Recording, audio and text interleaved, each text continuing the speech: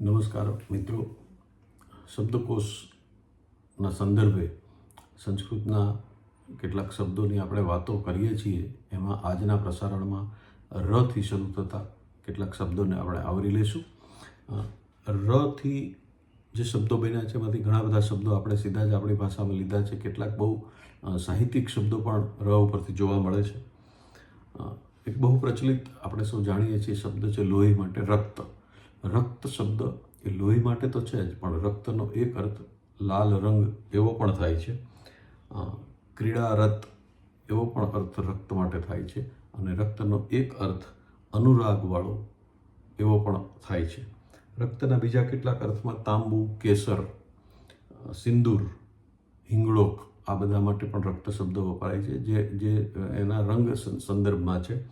એ સિવાય રાગ રંગ માટે પણ રક્ત શબ્દ વપરાય છે, અને પતંગ માટે પણ રક્ત શબ્દ વપરાય છે. એટલે કોઈ પણ રાતો રંગ, રાતો વર્ણ જે છે એના માટે રક્ત શબ્દ સ્વાભાવિક રીતે વપરાય છે. એ સિવાય ર ઉપરથી બીજો આપણે રંગની વાત કરી, વર્ણ તરીકે રંગની વાત કરી, તો રંગના પણ કેટલાક અર્થો છે. રંગનો એક અર્થ રંગ એટલે કે કલર તો છે જ, પણ રંગ એટલે રંગ, રાગ, પ્રીતિ, કોઈના પ્રત્યે પ્રીતિ હોવી એ પણ રંગ શબ્દ સંસ્કૃતમાં એના માટે છે. રણભૂમિ માટે પણ રંગ શબ્દ છે. નાટ્ય કરવાનું સ્થાન, નાટ્ય સ્થાન માટે પણ રંગ શબ્દ છે, જેને આપણે રંગમંચ તરીકે ઓળખીએ છીએ. નૃત્ય કરવું તે અથવા નૃત્ય એના માટે પણ રંગ શબ્દ છે. ટંકણખાર, લોખંડને, લોહ ધાતુને ઓગાળવા માટે વપરાતો ટંકણખાર નામના પદાર્થ માટે પણ રંગ શબ્દ છે. અને એવો જ બીજો એક પદાર્થ, એવો એક રસાયણ છે ખેરસાર, એના માટે પણ રંગ શબ્દ છે.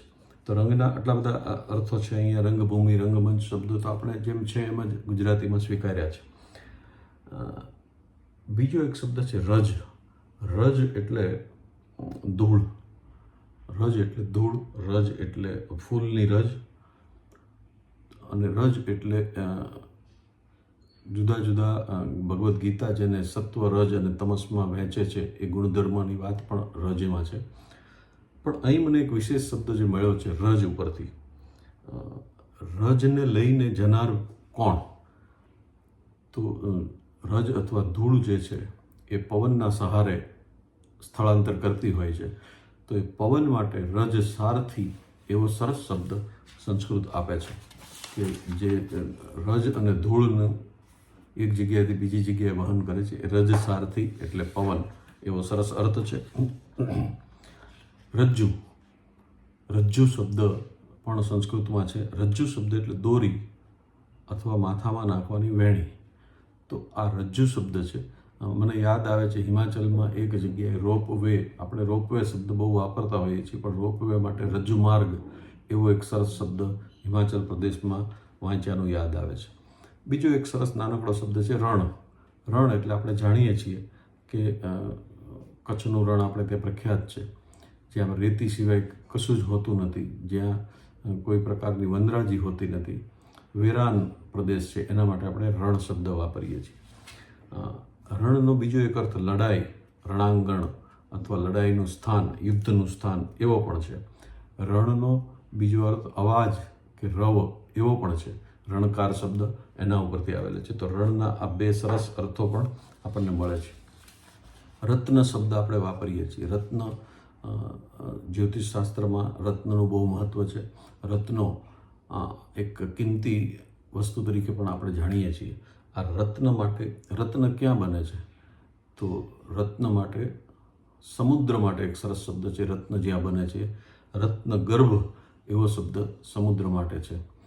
તો એ પણ એક સરસ સાહિત્યિક શબ્દ મળે છે.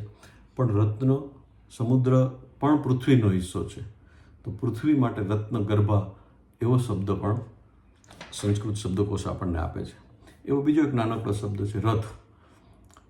રથ શબ્દ આપણે જાણીએ છીએ કે પ્રાચીન સમયમાં એક વાહન હતું જેને રથ તરીકે આપણે ઓળખીએ છીએ. રથના પણ એક કરતાં વધારે અર્થો સંસ્કૃત શબ્દકોશ આપે છે. રથ એટલે રથ તો છે જ, વાહન તો છે જ, પણ રથ, દેહને પણ રથ કહેવામાં આવે છે. ચરણ કે પગને પણ રથ કહેવામાં આવે છે. તિનિસ વૃક્ષ અને વેતસ વૃક્ષ આવા બે વૃક્ષના પ્રકારોને પણ રથ કહેવામાં આવે છે. અને જ્યારે દેહને રથનો અર્થ આપવામાં આવ્યો છે ત્યારે એક સરસ આપણી પૌરાણિક વાત પણ યાદ આવે છે કે મહાભારતનું યુદ્ધ થયા પછી અર્જુન જે રથમાં હતા અને કૃષ્ણ જેના સારથી હતા, એમાં સામાન્ય અર્થ પ્રમાણે રથ જ્યારે ઊભો રહે ત્યારે સારથી પહેલાં ઉતરે અને રથની અંદર બિરાજેલ વ્યક્તિ પછી ઉતરે. પણ મહાભારતનું યુદ્ધ થયા પછી કૃષ્ણએ અંતિમ વખતે જ્યારે રથમાંથી ઉતરવાનું હતું ત્યારે અર્જુનને પહેલાં કહ્યું કે તું ઉતરી જા. અને પહેલાં અર્જુનને ઉતાર્યા પછી કૃષ્ણ પોતે સારથી તરીકે રથમાંથી ઉતર્યા, જે શિષ્ટાચારથી વિરુદ્ધ હતું. પણ એક બહુ સરસ રૂપક વસ્તુ એમાં જોવા મળે છે કે જેવા કૃષ્ણ એ રથમાંથી ઉતર્યા એટલે એ રથ અગ્નિને સમર્પિત થઈ ગયો, સળગી ગયો. તો અહીં દેહ માટે રથ શબ્દ વપરાય છે એ બહુ જ ઉચિત એટલા માટે લાગે છે કે દેહમાંથી જ્યારે પ્રાણ નીકળી જાય છે ત્યારે એ પણ અગ્નિને સમર્પિત થાય છે. તો આવા સરસ અર્થ છાયા ધરાવતો શબ્દ દેહ માટે રથ છે. બીજો એક શબ્દ છે રંધન. રંધન શબ્દ એટલે નાશ કરવો, પણ એની સાથે સાથે એનો બીજો અર્થ છે રાંધવું. તો આપણું રાંધણ કળા જે આવી છે એ આ રંધન શબ્દ ઉપરથી આવી છે. રંધન એટલે રાંધવું એવો પણ અર્થ છે. એ સિવાય બીજો એક રમણ શબ્દ છે. રમણના જુદા જુદા અર્થ છે, પણ એ અર્થ એકબીજા સાથે કોઈ સંબંધિત ન હોવાથી થોડું આશ્ચર્ય પામે એવી વાત છે. રમણ કામદેવ માટે વપરાતો એક શબ્દ છે. પતિ માટે પણ રમણ શબ્દ વપરાય છે. રમણ એટલે લીમડાનું ઝાડ, એના માટે પણ રમણ શબ્દ વપરાય છે. બળદ માટે પણ રમણ શબ્દ વપરાય છે. અને રમણનો એક અર્થ ગધેડો એવો પણ થાય છે. તો આ પણ એક જ્યારે નામ તરીકે રમણ વપરાય છે ત્યારના અર્થો છે. રમણ ક્રિયાપદ તરીકે જ્યારે વપરાય છે ત્યારે એનો અર્થ રમવું, ખેલવું, એ અર્થમાં પણ રમણ શબ્દ વપરાય છે. રસ શબ્દ આપણે ગુજરાતીમાં ઘણી રીતે વાપર્યો છે. રસ, રસાયણ, રસિક એવા ઘણા બધા શબ્દો ર ઉપરથી અને રસ ઉપરથી બનતા આપણે જોયા છે. અહીં રસના 10 થી 12 અર્થો સંસ્કૃત શબ્દકોશ આપે છે. રસ એટલે રસ તો ખરું જ, પારો, ફૂલમાંથી બનતું મધ, સ્વાદ, શૃંગાર વગેરે જે 8 રસ છે. અને એમાં શાંતરસ, વાત્સલ્ય રસ અને ભક્તિરસ ભળે તો 11 રસ થાય છે. એને પણ રસ કહેવાય છે. પારો એટલે કે મર્ક્યુરી માટે પણ રસ શબ્દ વપરાય છે. વિષ એટલે કે ઝેર માટે પણ રસ શબ્દ વપરાય છે. રાગ, દ્રવ, જલ, ગંધક આ બધા માટે પણ રસ શબ્દ વપરાય છે. અને એ રસ ખારો, ખાટો, તીખો, તુરો, ગળ્યો અને કડવો, આ જે 6 રસ, 6 પ્રકારના રસ છે એને પણ રસ કહેવાય છે. તો રસ શબ્દના પણ માત્ર માત્રા વગરનો એક જ શબ્દ, નાનકડો શબ્દ છે, પણ એ કેટલા બધા અર્થો ધરાવે છે. અને એના ઉપરથી રસનું જાણકારી કોણ લેશે, રસ માટેની જાણકારી કોની પાસે છે, તો એ છે જીભ. તો જીભ માટે રસજ્ઞા એવો એક સરસ શબ્દ પણ બનેલો છે. આપણે રસોડું શબ્દ વાપરીએ છીએ એ પણ રસ ઉપરથી બનેલો શબ્દ છે. રસસ્થાન, જ્યાં બધા જ રસ, ખારો, ખાટો, તીખો, કડવો, તુરો, ગળ્યો આ બધા જ રસનું જે સ્થાન છે એ રસસ્થાન, જેને આપણે અપભ્રંશ થયા પછી રસોડું શબ્દ આપ્યો છે. રસ એટલે આપણે સામાન્ય રીતે રસાયણ અથવા કેમિકલના અર્થમાં વધુ વાપરીએ છીએ. એવો જ એક રસ ઉપરથી બીજો સરસ શબ્દ મળ્યો કે જે આપણે લસણ વાપરીએ છીએ. એ લસણનું સંસ્કૃત રસોન એવો શબ્દ છે.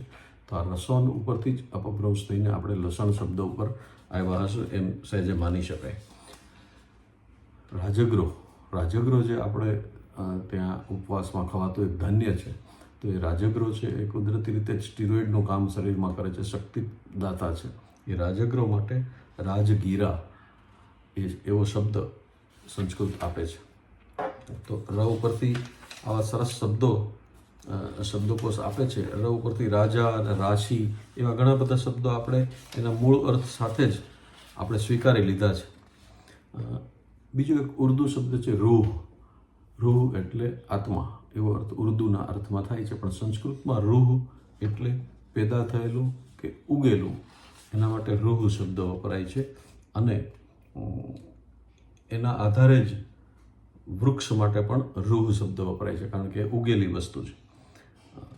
બીજો એક ર ઉપરથી સરસ શબ્દ જે આપણા ચલણ માટે આપણે રૂપિયો શબ્દ વાપરીએ છીએ, એ રૂપા અથવા રૂપું, એના ઉપરથી રૌપ્ય એવો શબ્દ છે. એટલે કે રૂપાનું નાણું કે સોનાનું નાણું. તો એ રૂપાનું નાણું જ્યારે ચલણમાં હતું ત્યારથી આ રૂપ્ય શબ્દ આવ્યો છે સંસ્કૃતમાં, અને એના ઉપરથી આપણું ચલણ રૂપિયો બન્યું છે. બીજો એક સરસ શબ્દ છે રોમહર્ષણ. રૂવાડા ઊભા થઈ જવા એવા પ્રકારનો જે આનંદ છે એને રોમહર્ષણ કહી શકાય. રોમાંચ શબ્દ પણ આપણે વાપરીએ છીએ, તો એ પણ રોમહર્ષણ અને રોમાંચ બંને શબ્દ ર ઉપરથી છે અને બંનેનો અર્થ આ થાય છે. રોમ વિકાર એવો પણ એક શબ્દ છે.